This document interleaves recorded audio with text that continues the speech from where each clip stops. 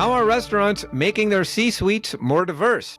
Hello, this is Jonathan Mays, Editor-in-Chief of Restaurant Business, and in this week's episode of A Deeper Dive, I speak with Therese Gearhart, the President and CEO of the Women's Foodservice Forum. WFF's Leadership Conference is coming up later this month, and we figured it would be a great time to check in on the industry's track record of hiring women into leadership roles. The answer is that it's doing better. Several restaurant chains, including Denny's and Dutch Bros, have recently hired women to be their CEOs. Therese discusses these issues and talks about how restaurants are doing getting people into management roles. Overall, much better. We talk about why it's financially beneficial for restaurants to do these things. We talk about the upcoming conference, and Therese gives tips for up-and-coming employees who want to move up in the business and how companies can create more inclusive working environments. We're talking women in restaurants on A Deeper Dive, so please check it out. All right, I'm here with Therese Gearhart. Therese, welcome to the podcast. Thank you. I'm thrilled to be here with you, Jonathan. All right, super. So why don't you tell us a little bit about how you came to the Women's Foodservice Forum? Tell us a little bit about your background. Thank you. Sure. I came to the Women's Foodservice Forum, believe it or not, originally, I was a senior executive at the Coca-Cola Company and working in the food service division, which has the honor of servicing the food service industry, which I love, and came across Women's Foodservice Forum, then went to my first conference, actually ended up serving on the board back in the day, and then left the country as an executive with Coke for a while. Actually retired from Coca-Cola out of the country and came across this wonderful opportunity that Women's Foodservice Forum was seeking a CEO and new president. And I was like, wow. Always love the industry, have a passion, obviously, for stewarding the advancement and the success of women. What a wonderful thing to get to do. And that brought me to Women's Foodservice Forum, again, having had such an early great experience and then getting to come around later in my career, having been stewarding women throughout my career, regardless of the roles I was in, as an executive at Coke, getting to do it across the industry on a broader basis is a joy. Mm-hmm. Mm-hmm. Now you are getting ready for this year's event. Tell us what we can expect this year. Yes. As you know, this is our premier event that we're very fortunate always. We're celebrating 35 years of having been in existence, starting with the conversation of 14 women sitting around working to say, how can we advance representation, to this phenomenal non-for-profit Women's Foodservice Forum and our premier event that happens annually coming up March 25th to the 27th. And as always, we have an exciting lineup of keynote speakers as well as workshops. And we do these, Jonathan, by career track. So regardless where you are in your career, when you come to our conference, you're getting an opportunity to get development based on where you are, whether you're emerging leader, emerging executive or executive. And so we have specialized workshops going on topics that are really critical to helping them in their success and where they are in their career stages. So as usual, we have phenomenal lineup on content, as we always do. We have fantastic networking, formalized networking events that give all of our women and men, frankly, who come that love the leadership conference, a chance to network, meet up, be inspired, and more importantly, continue to just connect and grow in their careers. So we are thrilled. And numbers are phenomenal. Again, look, we'll be like 3,000 men and women gathered in Dallas, having a wonderful, wonderful, and always a transformational experience for those who get to attend. So it started with a conversation with 14 women. What's the story there? Yeah. So, back in like 1989, I believe it was, if I'm not mistaken, go 35 years back.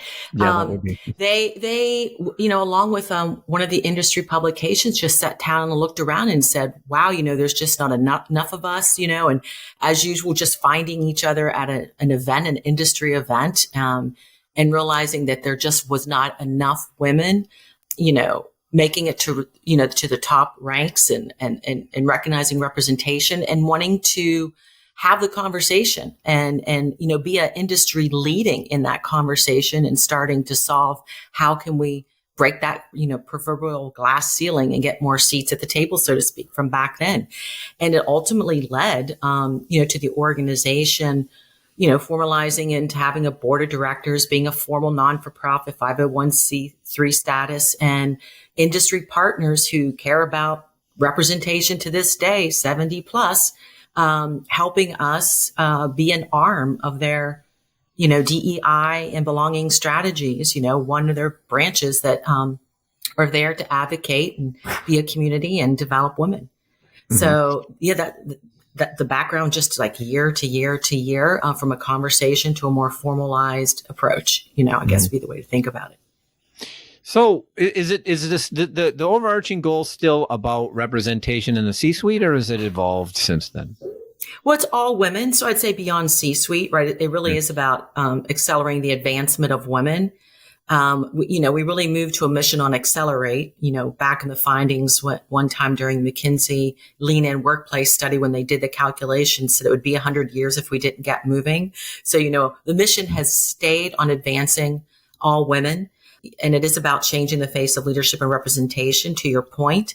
With an aspiration of, true gender equity, right? And us, helping get there. So yeah, it's been the same. And I'd say, what's important for WFF is staying relevant to what's needed, and helping that voice, what are barriers, what are challenges, what are current ones, to continue to help make the progress and put a voice to it. As well as, being there for the needs of what the women are saying. But mission absolutely has stayed on target and specific to really elevating the food service industry ecosystem. Our goal is there, as it always has been with those 14 women when they sat around and talked about it. Right. How's the industry doing today when it comes to representation? Yeah, the industries, we're doing well and have made progress in the past 5 years. In the, what I would call C-suite senior VP levels, right? We're making really fair progress there. Fortunately, and I will reference the McKinsey study, Women in the Workplace, that is done with Lean In, because they are the only two organizations that publish and track a report, and they're hitting 10 years, I believe, this year. So, and we as an industry, our companies facilitate data into that. So it does give us like a read on where we are across the segments. And so like a lot of the industries, we've made progress at the top. And obviously we want more. We've grown 6 points in 5 years to 28% representation at that C-suite level, and 27 at that senior VP. But what we really talk about now, Jonathan, is it's the progress in helping us build a pipeline to come. So we hear a lot that, we're doing better at breaking the glass ceiling, so to speak, but the real barrier is what we call the broken rung.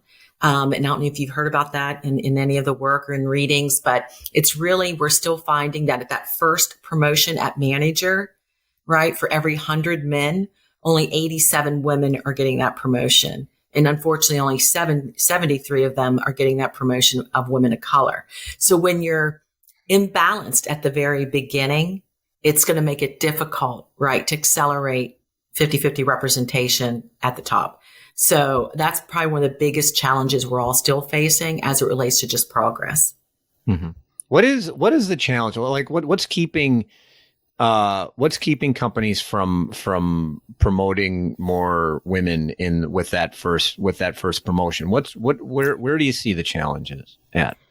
A lot of times it can be as simple as making sure you're looking at your promotional criteria, like just process, practices, and criteria. So maybe, what you're used to seeing in a manager at that first step is looking different, unfortunately, or what you're looking for is still shaped in the past. And it may be in itself a little discriminatory in the way that you're seeking that first promotion. Or if you're not cognizant, the people who are likely making that person's first promotion are also, it's probably still a male colleague, right? So I think there's the barrier right there, and making sure that your own practices have no discriminatory practices in them, unconscious biased, intention, it's unconscious likely, but you really got to go back and look at those, and ensure that you're equally promoting, and really look at it. So, most things, like we say, without drawing attention to them or having objectives to them won't happen. Right. So I think that's probably one of the biggest ways and elements we're seeing, that you really got to go back and look and, make sure you don't have any unconscious practices, really look hard at that first promotion. Right. And things like that. Yeah. Mm-hmm. Is it, is there anything, I mean, one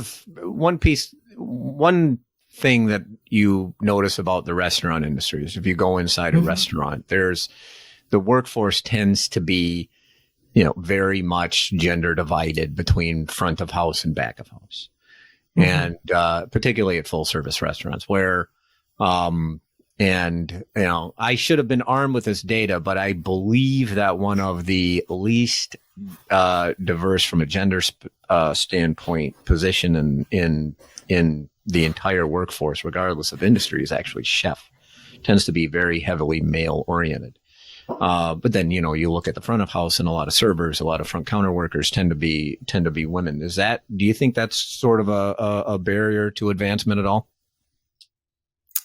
Well, I think anytime you don't have better representation, it's going to be a barrier, because then you don't have the women, right, to keep advancing, whether it's the chef position or whichever position. So, and you also got to recognize that we got to be paying attention to what is needed in the work environment to facilitate, women wanting to be in that role, supporting them in that role. What's the experience need to be, and is it different than maybe what we're, currently offering? One of the biggest wins coming out of COVID was almost like a forced flexibility that actually has, made women more ambitious, right? Because the fact of the matter is women are taking on more of the total, I'll call it caregiving, at work and home. And that's just known versus men. So crazy enough, people that are paying attention to flexible workforce practices, men and women both have put it in the top 3 benefit they seek, right, for employment. And for women, that is kind of key, because that is something that allows them to thrive, avoid burnout, and have a desire and ambition to seek, right, roles that might be even more draining or appear to be, right? That because we're now moving towards practices that really kind of take into consideration flexibility, which plays very well for women. Mm-hmm. Mm-hmm. So now my, at least based on our, view of CEO announcements, that we had, if you look at industry CEOs, you go back a few years, you go back a decade, and we had, arguably the best, some of the best CEOs in the industry at the time, were women. You had Sally Smith, for instance, at Buffalo Wild Wings, and you had Sandy Cochran at Cracker Barrel. We had, and you could have made an argument that if you simply looked at the gender of the CEO, that you would be better off with a woman in the position. And then as they left or their positions, almost in most cases, they were actually replaced by men. And then the industry went through a few years without really doing a very good job of putting women at the top. But the past, I would say, year has seen a pretty significant boost. Just looking at the CEO position, right, has seen a pretty significant boost. You've got Dutch Bros.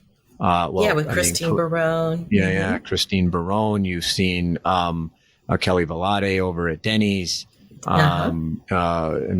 Cracker Barrel replaced Sandy Cochran with a woman. We see a lot more chains now. Julie Messino. Yeah. And so we've seen a lot more women in the C-suite. Is at the top. Is that? I mean, Is that a sign of progress? Is that a sign that the industry, of some of the advancements that the industry has made in getting more people into vice president roles and above? I think it's a fantastic sign, and you're right. And I think also, if you think about it, you have a lot of parent brands. So you think of like a Buffalo Wild Wings, or an Arby's. When you look below the parent brand, you got still big brands run by women too that you can add to that list, like Rita Patel at Arby's, right? But they're consolidated on these big brands. So the brand presidents, which might have been a restaurant on its own right back in the day, now under a parent holding company. I mean, the list is fantastic. And there is, when you look at the C-suite, right? The depth of women that can keep coming up is absolutely stronger. And we are seeing it, to your point, I'd say in the last 24 months, and in the last 18, almost even more rapid fire. And women that absolutely are in position, have the experience, and are there and ready for the role. So it says that that succession pipeline and is there, right? So it's phenomenal to see, So yeah, absolutely. And Jonathan, we were talking about the conference a little bit, and just general management, restaurant operators, and things like that. Those are positions that are hard to kind of get time for development, right? And I just would say one of the other things that's just evolved so nicely when it comes to our conference or what we can offer. And again, I say it's one of those positives you take advantage of coming out of COVID when you find them, is that, we still produce all our content on demand, right? So our conference is still live stream virtual. We never walked away from offering that, which became a thing, during COVID, but a lot of people stopped and it was just in person. But what we really recognized is, if you go to conference, whether you can attend those 3 days or not, it's available on demand. You can attend virtually. If you have to step away and you're running a restaurant, so you can't catch that day, you can revisit that content and go back to those, that learning on your time, where you are, when you can take in the learning. So I do think I just wanted to highlight, when we were talking about, some of the positions in the feeder pools to create opportunities inside restaurant companies. A lot of times we've really had to prepare ourselves to get them the network and the development and meet them where they are. And those positions aren't always the ones that can just stop and say, I can be out of the restaurant for these 5 days, 4 days, 3 days, right? So it's one of the wonderful things about conference and anything we're doing now in development is that it is virtual also, and it's also maintained on demand for them to always go back to, learn from, re-experience, et cetera. Yeah. One of the issues about the restaurants business is that it is a very time-consuming job, and a lot of people, particularly like at the GM level, very difficult for them to break out of the, to be able to take a break, to be able to do that. So that's actually fairly important. So, on the CEO thing, is there a benefit that happens just generally for the industry on down for diversity if you start seeing more women in those roles? Is that really important to an important sort of sign or like incentive? Like, I mean, does that tell somebody who, say, is just got promoted to GM and they see that there's a woman at the top that, they have an opportunity to be able to advance? Absolutely. I mean, anytime you see a role model, right, that inspires you to say that can be me. So absolutely. And it's one of the important things about what we do is make sure that the women in the industry see and have access to role models and realize this is something that is for me, right? As a working mom, I can do this. As, I can do this because I'm seeing someone like me. So no question, the more we're seeing, the more it's going to inspire that it can be done. As far as the business case, like we've always said, to ignore number one, 50% of the population, 50% of the vote, 50% of and more of that in spend, right, in your work environment is obviously not going to be creating an experience that's representative of what you're dealing with every day. So it's very important that And it's proven over and over again, the business case that companies that have strong representation have stronger profitability, business results, and, cultures, et cetera. So I feel like we finally get the business case. It's more about making it happen. And frankly, in today's age, everything we're reading about is what they're looking for in their key leaders is emotional intelligence, right? You have the hard skills. Well, emotional intelligence is where women thrive, right? So their ability, and proven, over and over again, to, be a leader that is inclusive, that's servant leadership approach, that is very fitting to create work environments that all employees are attracted to come to, and you're going to retain talent that way. Mm-hmm. Yeah. I mean, I think the business case has been pretty obvious for a while. Yeah. Right. I mean, at the end of the day, you're just better off from a financial and business perspective. Really in simple terms, you can't just limit yourself to hiring people. If you are only hiring white men, that is just automatically limiting your talent pool, and then you're just kind of ignoring a large group.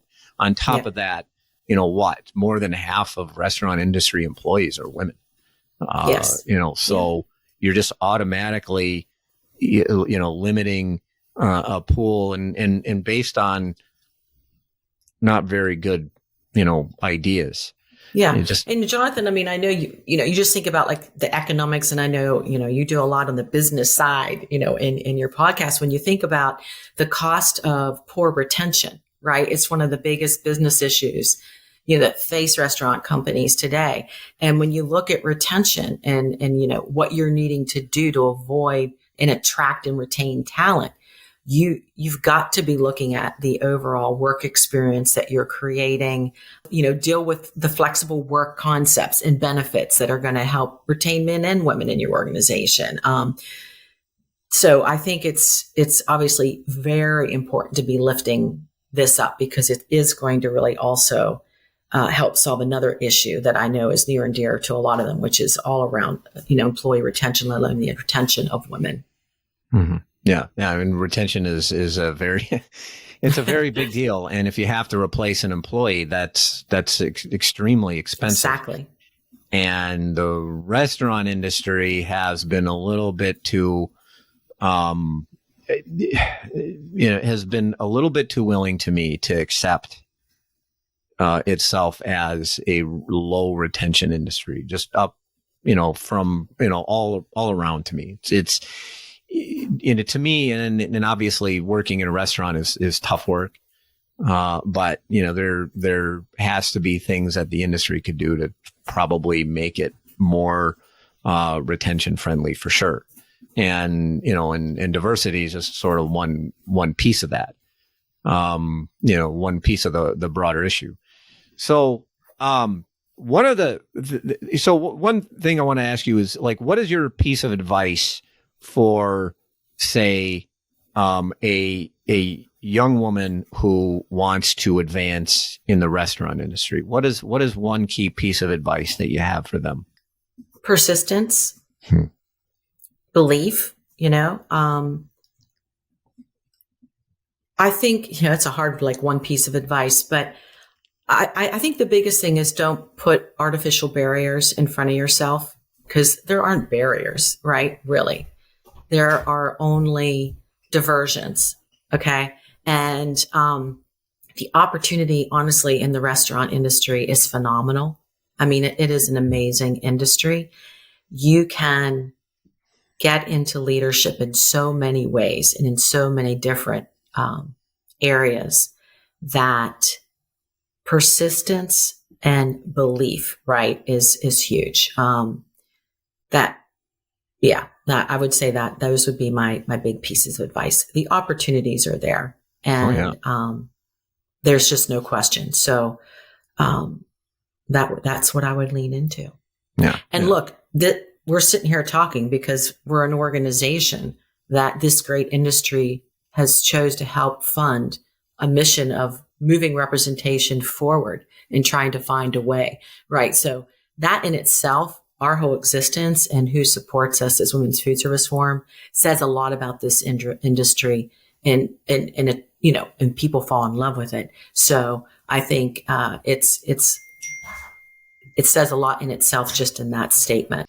One thing I will say about what the industry is, and if you look at some of the data, you can show there is some data there that definitely that the industry has done a much better job over the past 5 years at retaining its workforce. Mm-hmm. So, in fact, if you look at the quit rate in the restaurant industry, for instance, it's actually lower than it was just before the pandemic.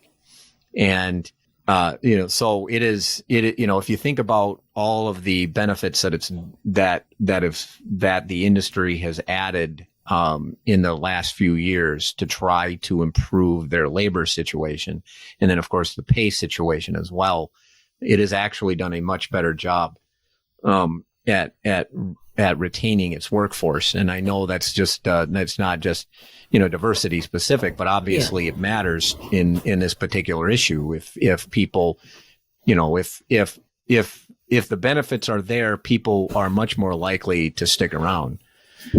And in the industry, I mean, to your point, there are so many opportunities in this business. It is one of the few industries where you can walk in off the street with no experience and no real education, get a job, work hard, and move very quickly into management roles. Yeah. Yeah. And then upwards. Yeah. And again, and find what fits for you based on where you are in your life, whether you need flexibility for the time of hours or amount of hours, or whether or not, like you said, you want to move in to marketing at a corporate headquarters. Like, you can actually transcend. And as you're growing and learning yourself, find a path inside this industry to just about any kind of a career you want, right? Mm-hmm. Yeah. One last question. What is a piece of advice that you would give to companies, executives at companies who might be listening to this? What piece of advice would you give them to foster a more diverse management team? Biggest piece of advice I would say is, look around, be honest with yourselves, and let numbers speak, right? Things only happen when you make them a goal and objective. So make it an objective, right? I mean, I've heard companies make statements like, we will be 50% led by women at this date. Setting it as a visible goal, others will follow. So never underestimate as a leader what everyone else is looking to do, right? And you have to walk the talk and represent that, and be honest that you are, right? So I'd say that would be my biggest guidance is this truly on your agenda, right? And are you living, walking leader? That servant leadership and representation matters. All right, super. Women's Food Service Forum Leadership Conference coming up March 25th through 27th. Therese, thank you so much for joining me this week on the podcast. You're welcome, Jonathan. It was great to be with you. And that should do it for this week's episode of A Deeper Dive, which was edited, as always, by Spoons, artwork by Nico Hines. You may find this and other episodes of the podcast on our website at www.restaurantbusinessonline.com/article/deeper-dive. And you may subscribe on Apple Podcasts or Spotify. I'm Jonathan Mays, your host, podcast producer, and the editor-in-chief of Restaurant Business. Thank you for listening.